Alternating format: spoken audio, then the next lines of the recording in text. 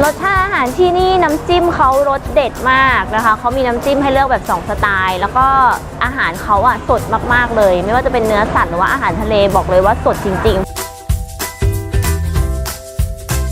กุ้งที่นี่คือสดคือหยิบมาจากน้ำแล้วยังตัวเป็นอยู่เลยแอมชอบตรงเนี้ยเป็นคนกินแบบรสจัดแล้วคือน้ำจิ้มไม่ต้องเติมพริกไม่ต้องเติมกระเทียมเพิ่มเลย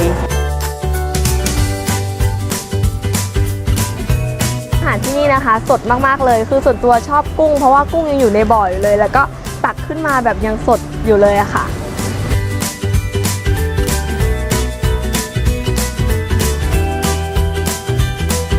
หมูกระทะหรือว่าเนื้อย่างปิ้งย่างมันต้องรสชาติประมาณนี้อยากจะได้ความสดใหม่รสชาติน้ำจิ้มดีๆเด็ดๆต้องมาที่นี่แหละครับใครที่ชอบอาหารทะเลนะคะเฟ่แบบหมูกระทะอาหารสดใหม่นะคะสะอาดแล้วก็ราคาไม่แพงด้วยค่ะก็แวะมาที่ร้านจอมยุทธได้เลยนะคะรับรองว่าสดใหม่แน่นอนครับน้ำจิ้มอร่อยรสเด็ดครับผมเจ๊หมวยนะคะเป็นเจ้าของร้านจอมยุทธบุฟเฟ่ทะเลปิ้งย่างค่ะเส้นทางมาร้านอยู่ใกล้กับโรงพยาบาลเจ้าพระยายมราชข้ามสะพานอาชาสีหมอกมา500เมตรค่ะร้านอยู่ด้านซ้ายมือค่ะเปิดทุกวันอังคารถึงวันอาทิตย์ปิดทุกวันจันทร์ค่ะ